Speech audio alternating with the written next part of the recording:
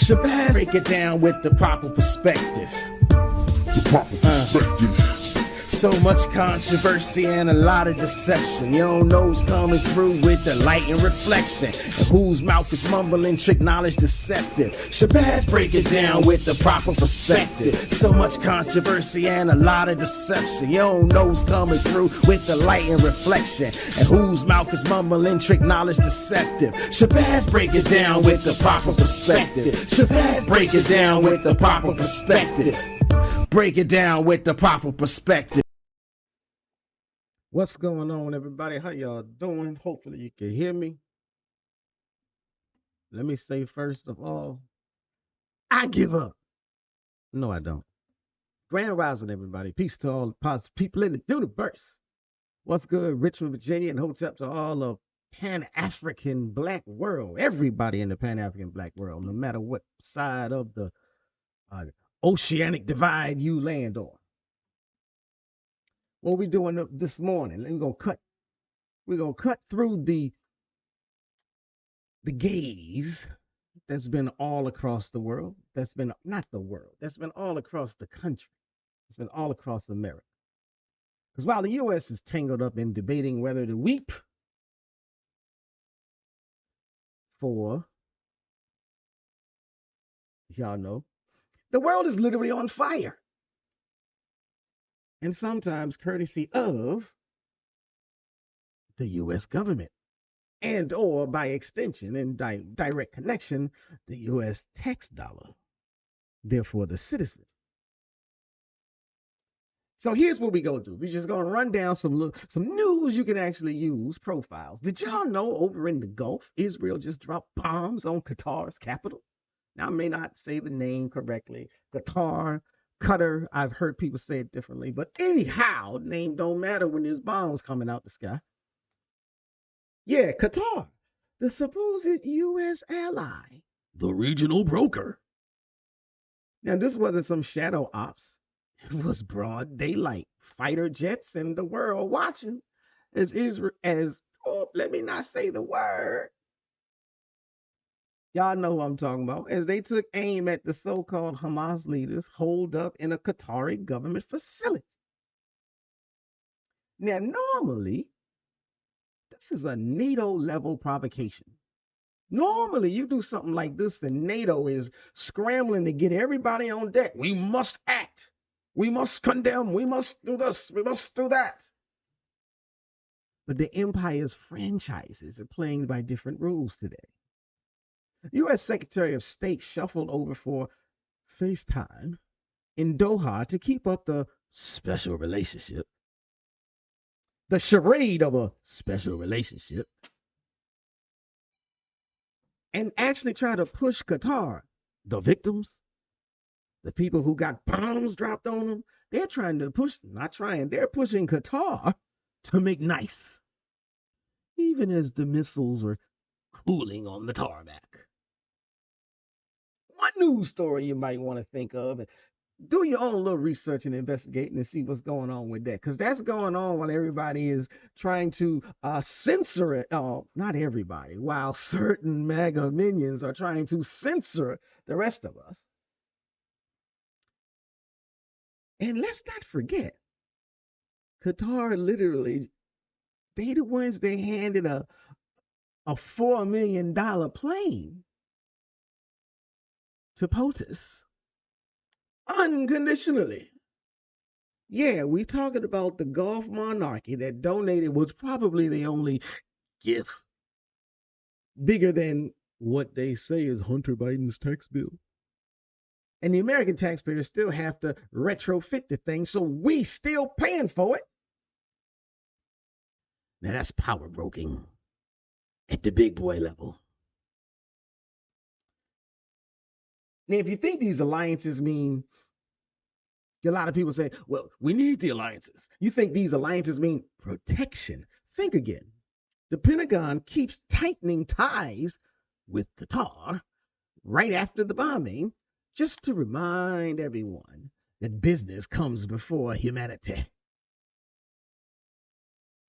Now, so, that's the so-called Middle East news update for you, everybody. Now, if you flip to our side of the hemisphere, let me do a little check, make sure. If you flip to our side of the hemisphere, you will remember the headlines. Well, you should remember. If you missed it, that's what I'm here for. Remember the headlines about a Venezuelan fentanyl boat? Y'all remember that? A Venezuelan fentanyl boat? Y'all know it was blown up at sea, right? U.S. military claimed it was a narco terror ship.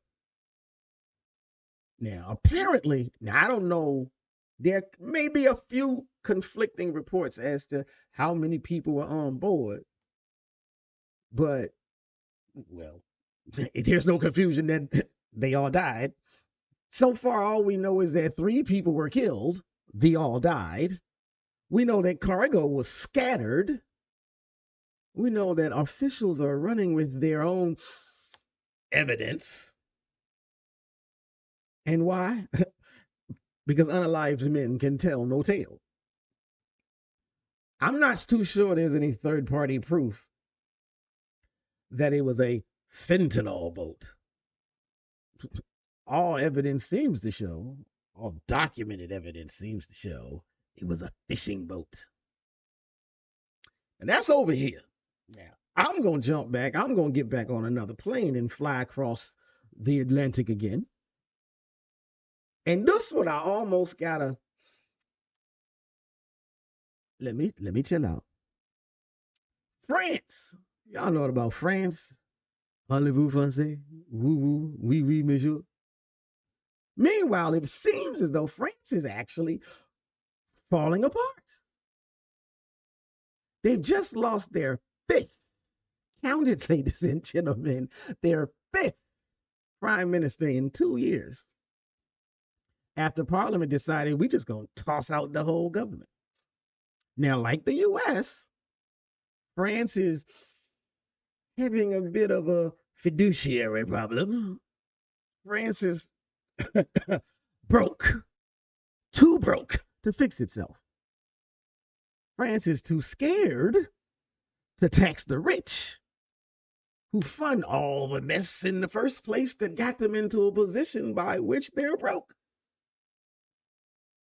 Now, I do find it interesting because there was one of those prime ministers who had said, if we ever lose control of our West African countries, our economy would tank. And y'all know, if you're keeping up with the news, you know that the A, the E, the S, shout out to Burkina Faso, shout out to Mali, shout out to Niger, because at least those 3 big geographical territories, they looked France in the eye and said, goodbye, leave, get out. You are no longer wanted. At least not on the terms that you have been building your French economy with. You must go. Now, you're welcome to come back if you're coming back on fair terms. So it's very interesting that the prime minister of past said, if we lose Africa, we lose our economy. And 3 of the biggest blocks of their African constituency not just kicked them out, and now, the finances ain't financing no more. Now, here in the States, while we squabble over culture wars, a federal appeals court just ruled. Now, get this, that over 400,000 people, many of them here legally for years, they did everything they were supposed to do. They came through the right channels. They filled out the right paperwork. They waited for the right designated time. They showed up when they were told to show up and take the test. And they've been legally citizens for years. 400,000 of those people are now living under the shadow. They can now lose their status. Most of these migrants came from countries that were already destabilized by Uncle Sam's fingerprints. So they only came over here because of the U.S. meddling that created the internal conflict, strife, and misery in their country. So they came here to seek protection, and they came here the legal way. So you know what that means. Over the next course of days, weeks, months, we're going to start seeing a whole bunch of news stories, fake news. You can expect to see thousands to be relabeled as criminals. Not by deed, not by actions, not because of something that they did out in the streets. They'll simply be labeled criminal because the court said you can take 400,000 of those people and kick them out. Which brings me to all of this court legalese and the Epstein saga. Release the files, unredacted. Senator Hawley and Senator Paul, they broke rank with their Republicans, and they voted to force celebrating.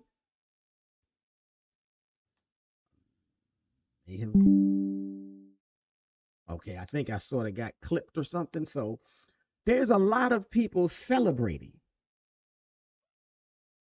and have been celebrating since Orangutan took office. But there's a lot of people that have been in all kinds of uproars since Orangutan took office. And yet and still, there's this whole huge bulk of voting citizens who didn't vote. And they said they weren't going to vote because their vote's not going to matter. Now, this is a perfect example, at least in my mind. When you lose by 2, 51-49, and even at that, only 2 Republicans voted with you. That shows you that voting counts. Now, it may also show you that it's not just the other side, because you got 2 out of that voted for real truth to be released. But y'all know them files ain't gonna get released. I don't know. Like, it's a great talking point, but y'all know them files ain't coming out. But again, with the news going on in the world today, Congress is now pushing bills that would let the Secretary of State revoke U.S. visas for speech. I need to start reconsidering whether or not I'm gonna continue this podcast. Because they're only going to revoke the visa for speech they don't like. Now, this is an interesting turn of events for anybody that says, well, America's the greatest country on the planet because of our free speech. And Ice-T said, yeah, just watch what you say. A Florida rep wants to expand or extend, even thus, to U.S. passports. A Florida representative wants to go after your visas and your passports. Meaning, say the wrong thing about that country over there that the UN just said is officially committing genocide. Say something about them. Say something about U.S. foreign policy that the bigwigs don't like. And if they get their way with this legislation, they could snatch your citizen's passport and your visa in the name of national security.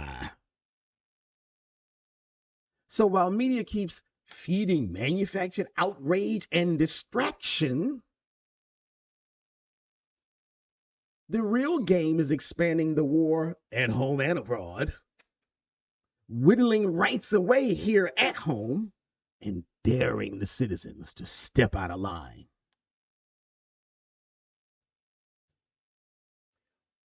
So here's my question. What should we do? What should people do? What should folks do? Well, I ain't here to instigate nothing. I'm just, at the very least, you need to stay sharp. You need to stay knowledgeable. You need to stay wise. You need to stay fully in the mode of understanding. Seek knowledge beyond the headlines. Every time they blow up one news story, if they turn one news story into the 24-hour cycle, a 48-hour cycle, a 72-hour cycle, that means there's a lot of stuff they don't want you to see. The broader the mindset, the harder it is for people to fall for the okie doke, the 52 fake out. The more narrow the mindset, the easier it is for the powerful to sell lies. Lies upon lies upon lies. And back you into a corner, pin you down. Now I will say this. Because a lot of people there are people who are at least walking on the sidewalk of political awareness, and they're saying war is coming. I'm here to tell you, ladies and gentlemen, it's already here. It's just got some different faces. It's got some different zip codes. May depend on when the last time you updated your passport. But it's already here. It's not coming. It's here. It has begun. It started on election day. We are 1 year in. We are literally 1 year into the war. Now that's just my 2 cents, my take, my spin on news you can actually use. This is the proper perspective. This is Shabazz with the Blackout Bulletin.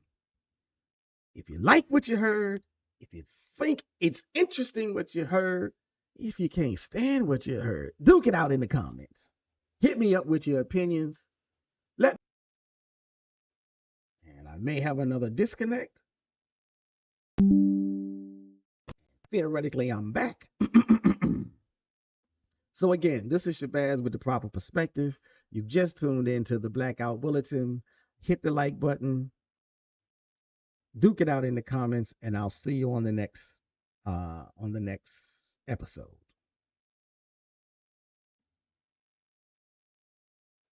Shabazz, break it down with the proper perspective.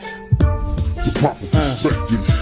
So much controversy and a lot of deception. You don't know who's coming through with the light and reflection, and whose mouth is mumbling, trick knowledge deceptive. Shabazz, break it down with the proper perspective. So much controversy and a lot of deception.